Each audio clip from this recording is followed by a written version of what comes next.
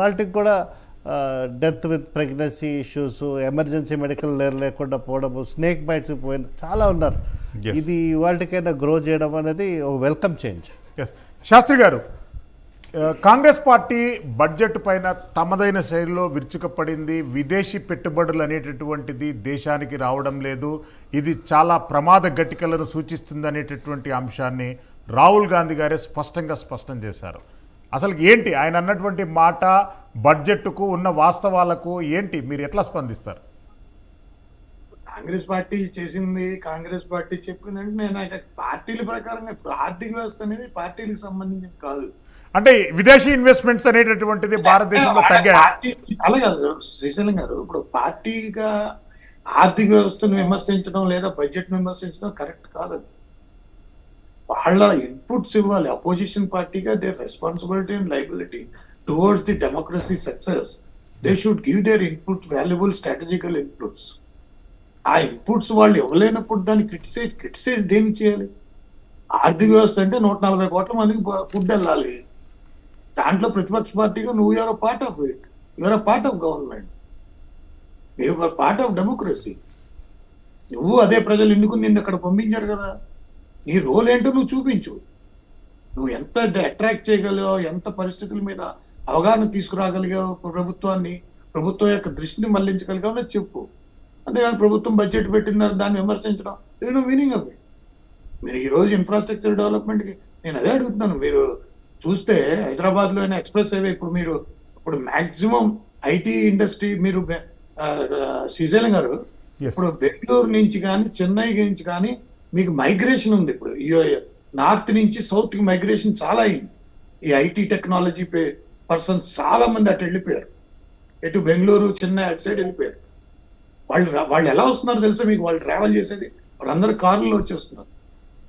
ఎక్కడి నుంచి, చెన్నై నుంచి, బెంగళూరు నుంచి వాళ్ళు కార్ వేసుకుని వాళ్ళు లక్నో, బీహార్, వాళ్ళు ఎక్కడికి వెళ్ళాలంటే అక్కడికి వెళ్ళిపోతున్నారు.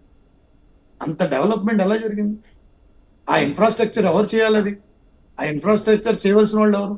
ఆ ఇన్ఫ్రాస్ట్రక్చర్ చేయవలసిన వాళ్ళు చేయలేకపోయారు. వాళ్ళు చేయలేరు కదా, కాంగ్రెస్ వాళ్ళు చేయాలి కదా. ఎప్పుడు విశాఖపట్నం, హైదరాబాద్ ఎప్పుడో అయిపోవాల్సిందే. ఈ రోజు కూడా 10 గంటలు ఉసూరుమంటే ఎక్కుతారే. ఒక రాష్ట్రంలో ఒక నుంచి ఒక చోటుకి వెళ్ళడానికి ఫిలిపీన్స్ కాదు, ఒక ల్యాండ్ నుంచి ఇంకో ఐలాండ్కి వెళ్ళాలి. ఇంత అంటే నేను చెప్పేది ఏంటంటే, మన డెమోక్రటిక్ వాల్యూస్ మీద మన రాజకీయ పార్టీకి తెలియదు అసలు ఎలా నిలబడాలి.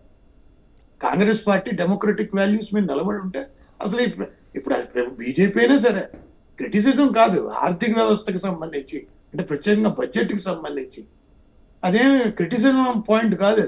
అది playing point. You need to evolve your self in that budget process. మీరేం చేశారు? ఎన్ని కమిటీ మీటింగ్లు పెట్టుకున్నారు? మీరు ఎంత రికమెండేషన్స్ పంపించారు? మీరు ఎవరెవరిని కలిశారు? ప్రభుత్వం బడ్జెట్ ప్రతిపాదించే ముందు కాంగ్రెస్ పార్టీ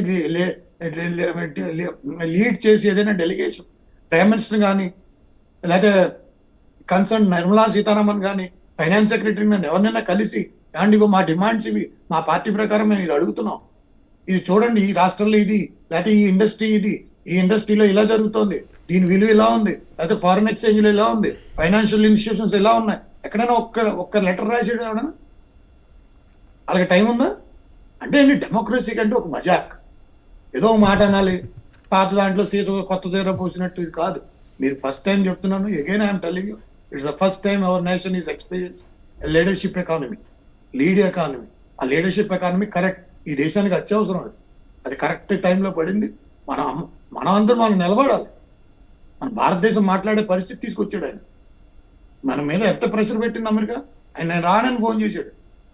26 జనవరికి అమెరికన్ ప్రెసిడెంట్కి ఫోన్ చేస్తే రానని చెప్పాడు.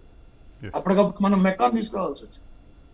ప్రతిదాన్ని క్రిటిసైజ్ చేశాను. ఫారెన్ డిఫెన్స్ అండ్ డిప్లొమసీ, డిఫెన్స్ని డిప్లొమసీని క్రిటిసైజ్ చేసేది కాదు, including economy, defence and diplomacy, ఈ మూడు అంశాలని మనం క్రిటిసైజ్ చేయడం. దాంట్లో భాగస్వామ్యం, ప్రతిపక్షానికి భాగస్వామ్యం ఉంది, ప్రతిపక్షానికి రెస్పాన్సిబిలిటీ ఉంది, ప్రతి పార్టీకి రెస్పాన్సిబిలిటీ ఉంది, రిజిస్టర్డ్ అయినా అన్రిజిస్టర్డ్ అయినా ప్రతి సిటిజన్కి రెస్పాన్సిబిలిటీ. మీరు దాన్ని వదిలేసి రాహుల్ గాంధీకి ఆదాయానికి రావాడికి తేడా చెప్పమన్నాడు మనోడిని.